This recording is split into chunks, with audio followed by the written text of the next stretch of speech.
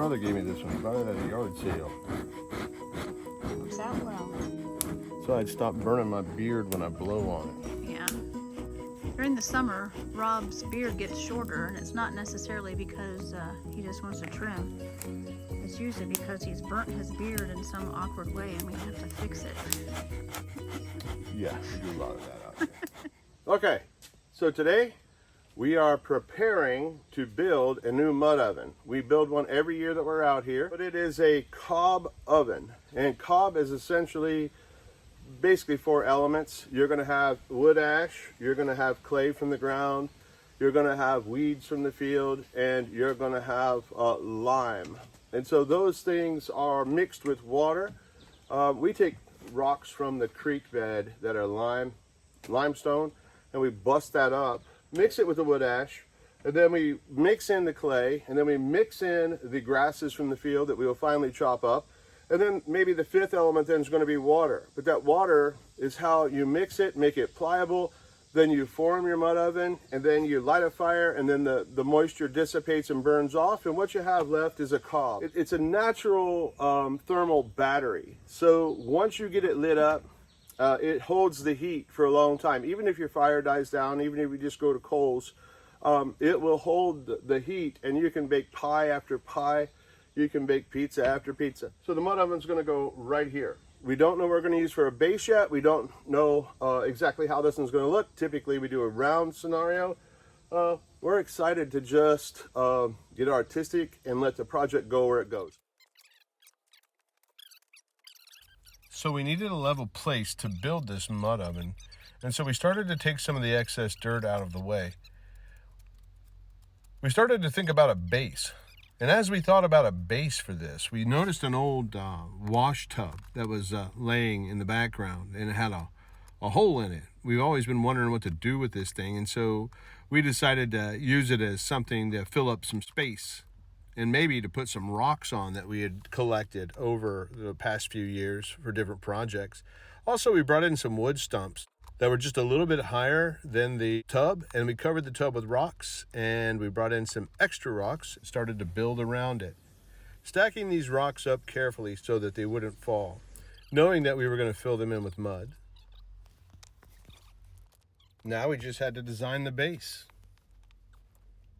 I use the word design rather loosely because this is kind of one of those happy accident kind of things where we take a look at something, we get a feeling in our heart, we pray about it, and then we just start to go to work. And what we come up with, if it's sturdy, we just go with it. And in this case, it was plenty sturdy.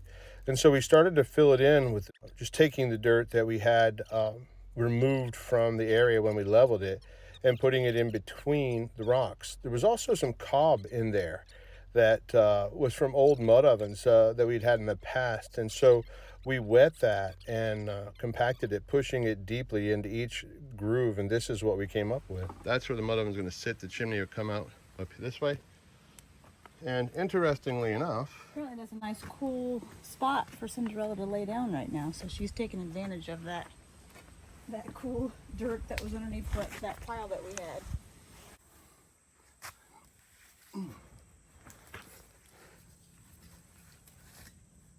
I'm not sure about that. That is your favorite. Come here, Huggy Bear. Well, I mean, it can work as some stability and, I don't know. That definitely helps stability. Yeah, it'll give it some character. Some character. The less workouts you get in, and in ministry, it's really hard to get one. But in the off-grid, there's plenty to do. That being the case, we want to spin it carefully if we can. Okay. That one's... This rock we even used as a grist mill at one time, right? Yeah, we ground some stuff on it, but it's granite, so it kind of left some grit in our dock seeds that we were grinding. Well, what do you think about that? I definitely think we can build around that, get a few more rocks in there, and let the cob do the rest. Yeah. But this is just mud for a base to tie in these rocks. Yeah, this isn't going to be a permanent structure for the next 20 years, but it will get us through this summer and this season, and probably be standing even next spring. Down here we have a mud that's wet. So we took this mud and we tucked it into all the cracks that we could find, pushed it in tight, and then we just put some dry mud over top of it so that it would help to soak up that moisture as it dried. I might just go right under here. There it is. I might need a break. That was a Bob Ross moment, wasn't it? Maybe. Yep. Here we go. Isn't that something Bob Ross would say? Yeah. Maybe. Right here. Rob and I grew up in the 80s, and on PBS, sometimes on Sunday mornings, Bob Ross would come on. Bob always had his art, like in videos. Some people are like, where'd the paintings go? We don't know where the paintings went. Well, go watch the video and you'll see it. Not only will you get to see the painting, you'll see the artwork being done. Mm-hmm. So you want to put that rock there too? I wouldn't go any higher. This is going to be a good usable height for us. Yeah, that'll be nice. Okay, so now we're going to gather some wood ash for our cob. Okay, so we're going to take the wood ash from our hybrid oven out of here. We're going to use that also for our cob for our new mud oven. So this is one of the essential elements in building cob is some wood ash, lime, and clay and grasses. But we're going to get as much of that out of there as possible so we can use that. We had some wood ash from several fires ago, but we want to get some more fresh wood ash. This is the clay and the dirt that we pulled out of the hole while we were making our latrine, and so we're going to use that. It's really good clay. And, we don't have a wheelbarrow or anything like that out here, so we're just going to toss it on this tarp and pull that back to camp. And Ooh, I smell some. there's some peppermint in there. Yeah, you did. Or peppermint gets out of control sometimes.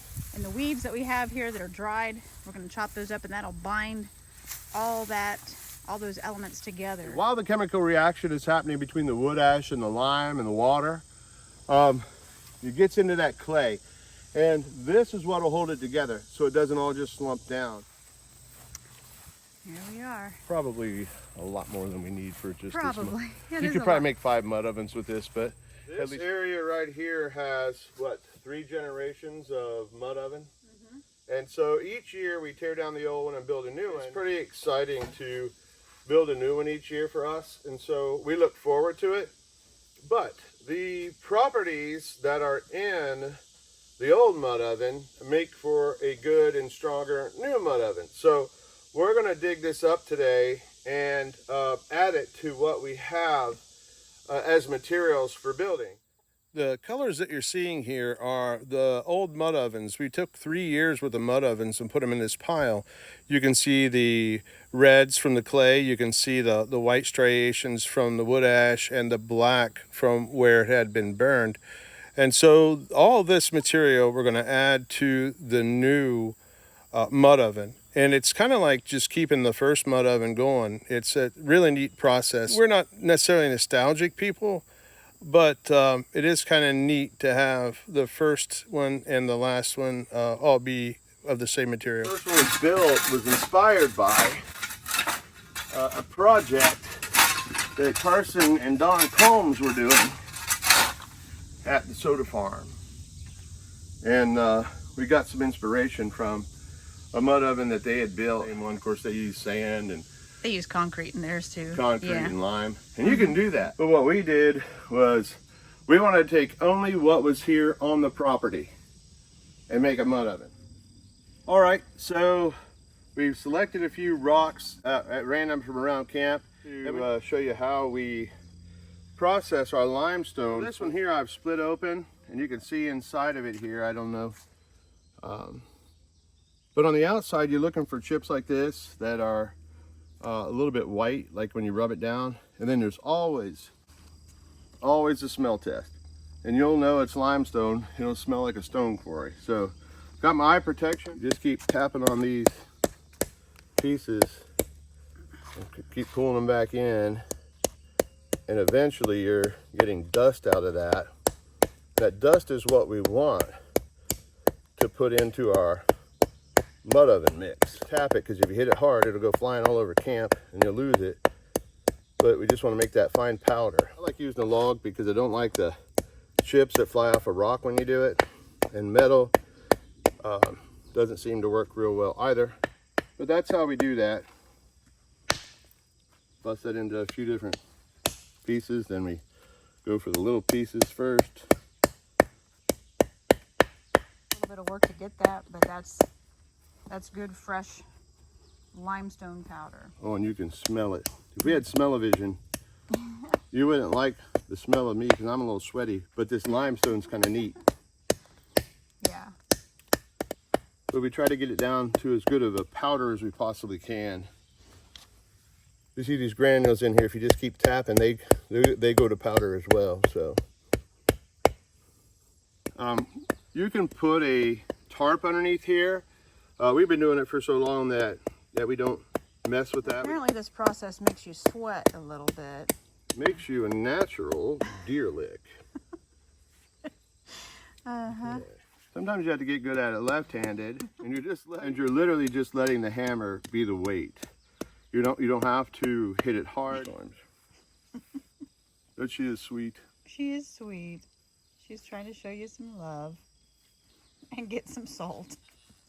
Okay, lick my legs. I'm gonna take a break. Okay. Thanks, baby.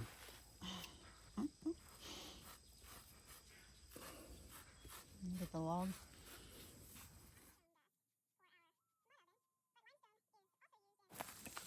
Where you going, Miss Nicole?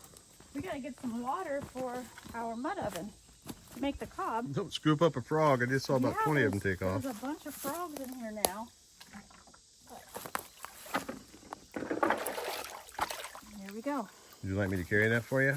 I might. The water is essential as we burn in to keep your hands from being exposed to the flames.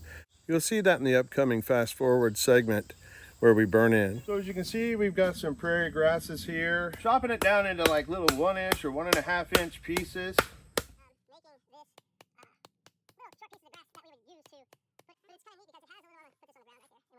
But as you'll see as we go, it's more of an art than it is a well-schemed event. Sometimes we don't consider what God has provided these days because there's so much technology, so many distractions in the world news and the fake news and all these different things going on. And so we try to keep a focus on God, and these types of things help us to do that. And so here we are, either caught up in man's ways or the ways of the world, and we know this world will perish, or we're enjoying these things and considering God in them and growing closer to Him in what He's provided for us. When we consider baking the bread, we consider the bread of life. When we consider digging a well, we consider the living water. When we dig our latrine, we consider it's not what goes into a man that defiles him, it's what comes out. When we pick our berries, we think of, hey, the harvest is plentiful, the workers are few. Now, considering that, you'll start to get an urgency, especially if a storm comes and it's going to knock all the berries down. And you'll start to feel how God feels about a harvest. You'll start to see butter differently. You won't want a margarine put together from a gray paste with a artificial coloring, artificial flavoring, where man is just making money and making you sick and telling you that God's ways are wrong, and that you having some kind of vested interest in a cow to feed it, to nourish it, to love it, to milk it, and to churn the butter. All these things, you have to look the cow in the eye. And plus, if you need meat, it is a true sacrifice, because now you have some skin in the game. You have to look that animal in the eye, take that life to provide for your family. It's a way that we get closer to the Lord, and we start to feel the Bible better. We start to want to live the Word as truth, and we don't have any of those distractions from the world. And so this might seem simple to you, but when you consider the Lord, it is eternal. So Praise God. Because of the ministry that we do, we don't have the means to go out and do those things that are... Looks like we may need to cut some more prairie grass. Chickens are scratching through it and kind of flinging it everywhere.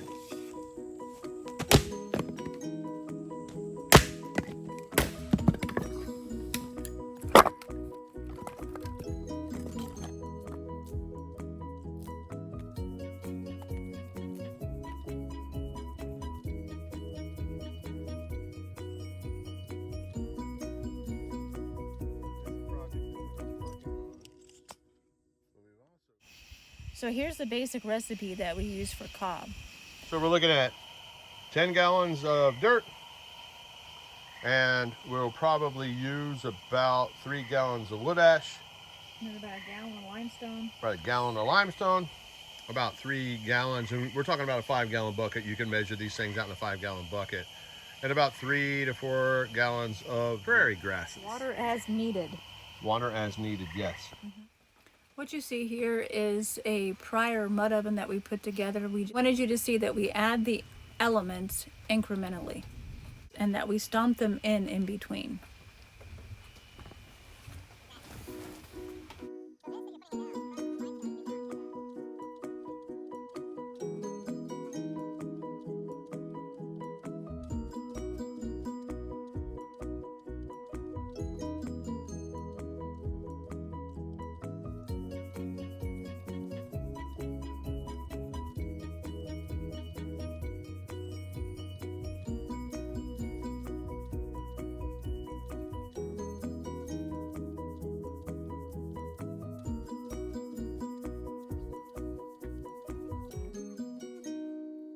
I shouldn't have worn my good pants. I think you wore my pants, is what you did. I wore your old pants. Those are my preaching pants. No, note the holes. They're holy. Holy pants. You're good. Let's get ourselves orientated here. Okay. Oriented. Is that the word? Orientated. Oriented. Yeah. Oriented. I won't go any farther than that, and then back here. All right, I'm gonna start bringing some mud around then. So we're gonna use the rope as a guide where we need the center to be. So all of our mud is gonna go around the outside of this little circle of rope that we've got here.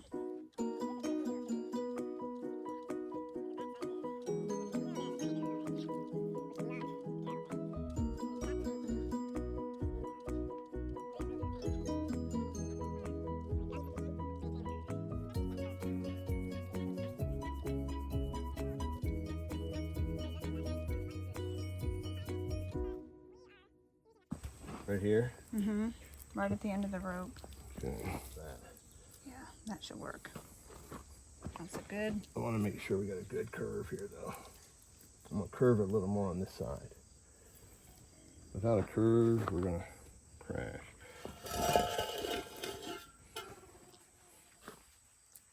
What do you think? Yeah, that's the diameter that we need in order to get our pizza pan in. And we also want to have a little bit of a lip at the bottom so we can set a door.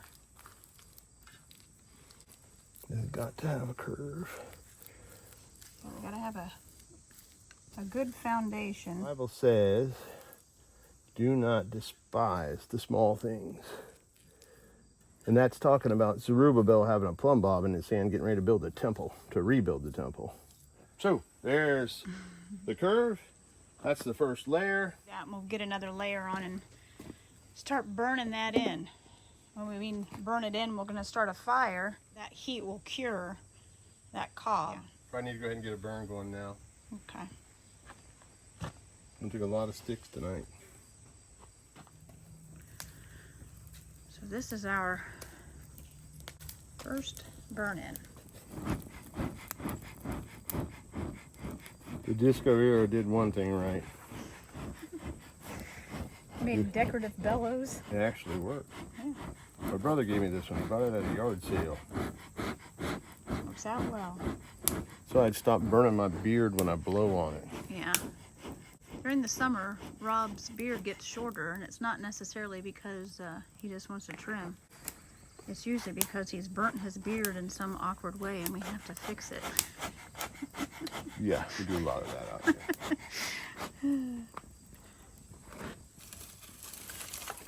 We're gonna maintain that curve. Remember that? Mm-hmm. Maintain the curve.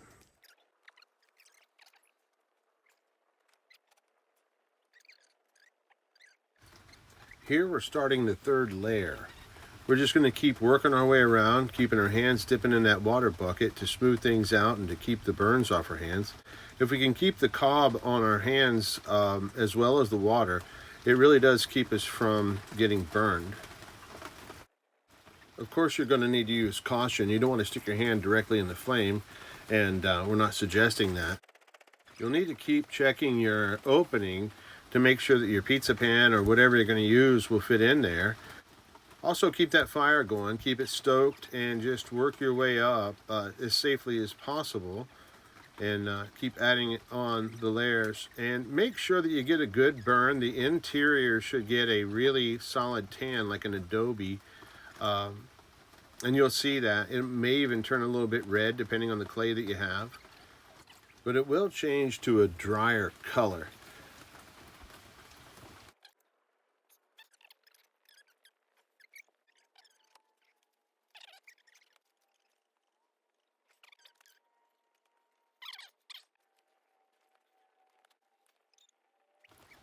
Again, be careful, be safe.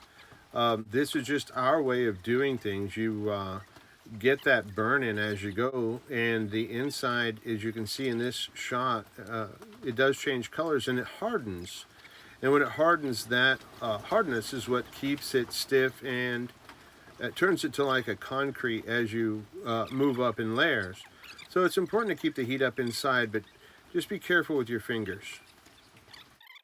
If you're unsure about the burn-in or putting your hands too close to these flames, then just go a little slower. You can build up a layer, burn in, and then let the fire die down. Build up a layer again, and build up a layer again. Start another fire, and then stay back until it goes down, and then build up another layer. It will take longer. As you will see in this video, this is a pretty lengthy process. The sun is going down, as you can see here in this shot, and we're still working on it. So what you're seeing is a time lapse of about 4 hours, maybe 3 to 4 hours. But as we're building it up, you can see that we're kind of taking it slower than this looks, and we are being more safe than it looks. As you can see, we added a stick there to kind of prop things up, then a stick in the front, a couple of them to kind of bridge the gap. But we had to keep the flames up for that it would dry in pretty quickly. And here in a second, you'll see me add some more sticks to the top right there. You can see those sticks going in there, and you kind of got to get to them before the flames burn them up. Keep putting mud on there. If you don't have too high of a fire, once that goes down, you can add some more inside before it gets completely dry. You can see Nicole here is building the chimney as I work on the front end of this. Teamwork is going to be pretty crucial here. Now we got a good fire going. You can see the lower half of this is already dry, and the top half is burning in. And you can see the steam rolling off of it right here.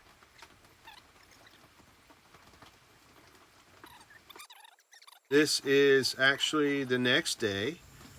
We fashioned a little rock door with a wooden top.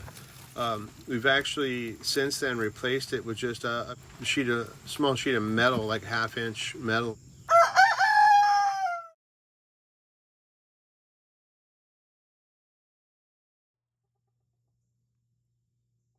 This is just an example of how you can do these things. Just let the Lord inspire you. We had no real battle plan going into this, not for the base. We knew the general consistency of cob and what goes into it, and this is what we came up with.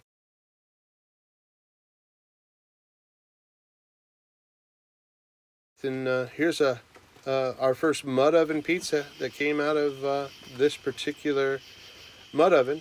You'll get cracks on the top. Don't sweat those things. It's your project. Just do what you do. And so just enjoy, and God bless.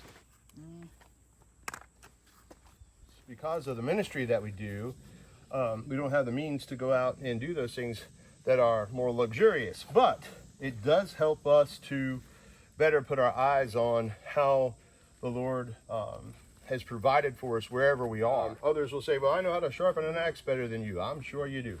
I know how to build a mud oven better than you. Well, maybe you do. But that's okay. I'm using the materials that I have in the place that I am. We believe the Bible when it says be anxious for nothing. And so we spread the word of Christ, and we do ministry to those who are in need. And then we enjoy the Lord in the meantime with projects that He blesses us with in the work.